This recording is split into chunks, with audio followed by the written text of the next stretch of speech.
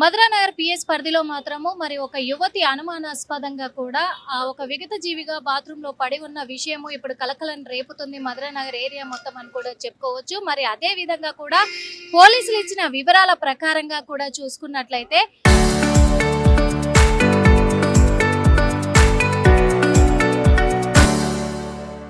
మరి యువతి ఇప్పటికీ సోమవారం రోజు సాయంత్రం 5 గంటలకు ఈ ఘటన జరిగినట్టుగా కూడా పోలీసులు గుర్తించడం జరిగింది. బాత్రూమ్ లో పడిపోయి ఉన్న యువతి మొహమంతా కూడా చాలా దారుణంగా కూడా తయారైంది. అంటే ఇక్కడ అనుమానాలు చాలా కూడా వ్యక్తమవుతున్నాయి అని కూడా చెప్పుకోవచ్చు.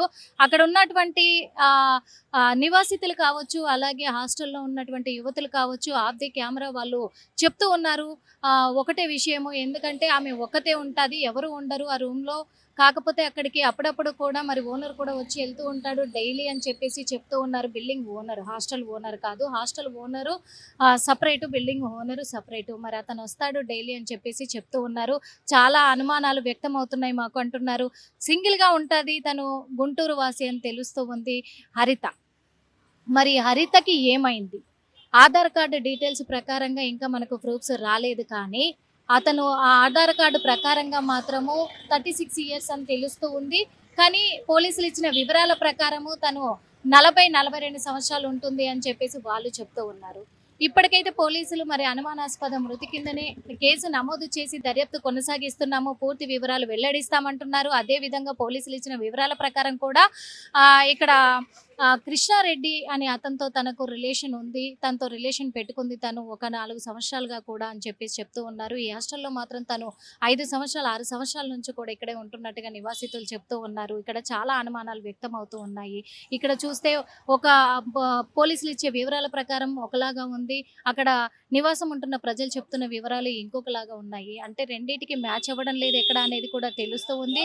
ఇక్కడ తను ఎవరితోటైతే రిలేషన్లో ఉందో కృష్ణారెడ్డి అతన్ని కూడా మేము విచారించడం జరిగింది. అతని నుంచి కూడా ఎటువంటి సమాచారం గట్టిగా తెలియట్లేదు.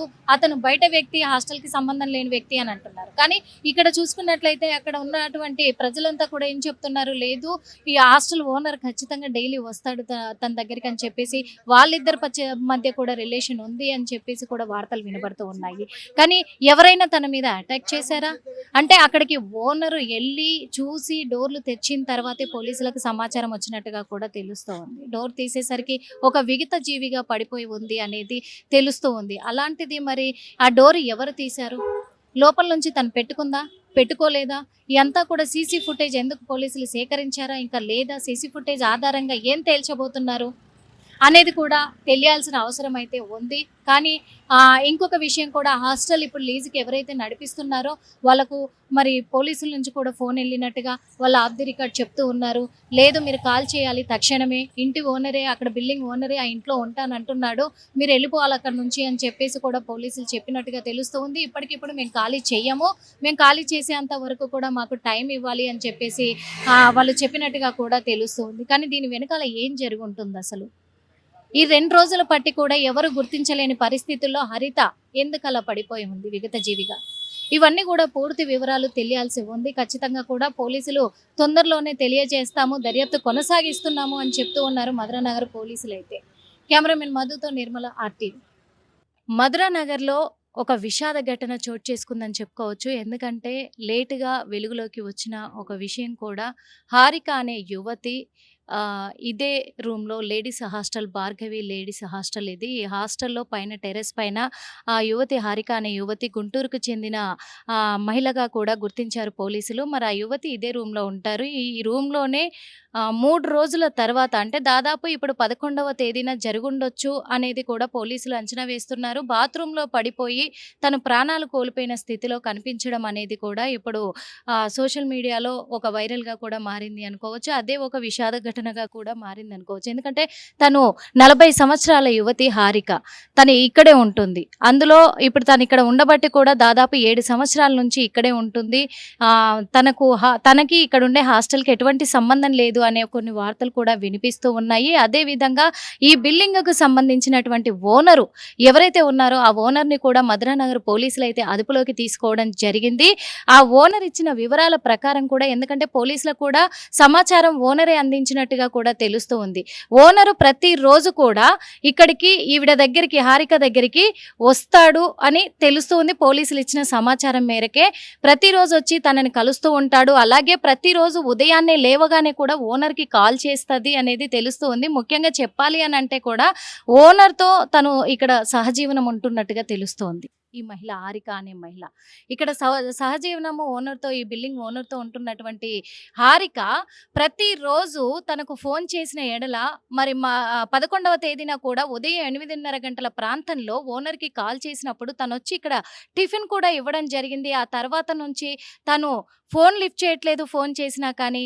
అలాగే ఫోన్‌కు స్పందించట్లేదు అని చెప్పి నిన్న అంటే 13వ తేదీన ఇక్కడికి వచ్చి తను డోరు తెరిచి చూడగా కూడా తను ఒక విగత జీవిగా బాత్రూంలో పడిపోయి ఉంది అనే సమాచారం పోలీసులకు ఇచ్చినట్టుగా తెలుస్తూ ఉంది ఓనరు.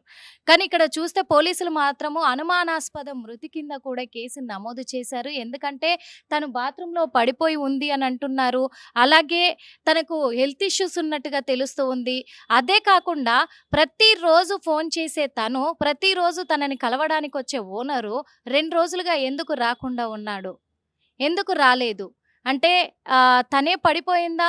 లేకపోతే తనేమైనా చేసుకొని ఉంటదా? లేకపోతే ఇక్కడ మరి ఓనరు ఎప్పుడొచ్చాడు? ఏంటి? అసలు ఏం జరిగింది? వీళ్ళిద్దరి మధ్య ఏదైనా గొడవ జరిగిందా? అనే కోణంలో కూడా పోలీసులైతే కేసు నమోదు చేసుకొని దర్యాప్తు కొనసాగిస్తూ ఉన్నారు. తను గుంటూరు వాసిగా కూడా తెలుస్తూ ఉంది. 7 సంవత్సరాల నుంచి ఇదే ఇంట్లో ఉంటుంది. ఇప్పుడు హాస్టల్ వాళ్ళు ఆఫ్ ది రికార్డ్‌లో చెప్పిన విషయాలు ఏంటి అంటే కూడా హాస్టల్‌కి తనకి ఎటువంటి సంబంధం లేదు. ఓనర్ గతంలో తనే ఓన్‌గా హాస్టల్ రన్ చేసేవాడు. తన వల్ల కాక లీజుకిచ్చాడు. తన కోసమే ఈ రూమ్ పెట్టుకున్నాడు. అలాంటిది అప్పటినుంచి కూడా ఆ అమ్మాయికి ఇచ్చేసాడు ఈ రూము. ఆ అమ్మాయి ఉంటుంది. ఆ అమ్మాయి దగ్గరికి తను వస్తూ ఉంటాడు, ఎళ్తూ ఉంటాడు. ఆ అమ్మాయి బాగోగులన్నీ చూసుకుంటూ ఉంటాడు అని చెప్పేసి కూడా చెప్తూ ఉన్నారు ఆ యువతికి. ఆ యువతికి 40 సంవత్సరాలు. ఓనర్‌కి 70 సంవత్సరాలు. ఓకే. అన్నీ కూడా తనే చూసుకుంటూ ఉంటాడు అనే సమాచారము ఇక్కడ చుట్టుపక్కల వాళ్ళంతా కూడా అలాగే హాస్టల్‌లో ఉండే వాళ్ళంతా కూడా అదే సమాచారం ఇస్తూ ఉన్నారు. మరి అలాంటిది ఎందుకు తను ఫోన్ లిఫ్ట్ చేయలేదు? అలాగే తను కూడా 2 రోజులు పట్టి ఎందుకు వచ్చి చూడలేదు? 2 రోజుల తర్వాత రావడం ఏంటి? ప్రతిరోజు వచ్చే ఆయనే ఎందుకు రాలేదు?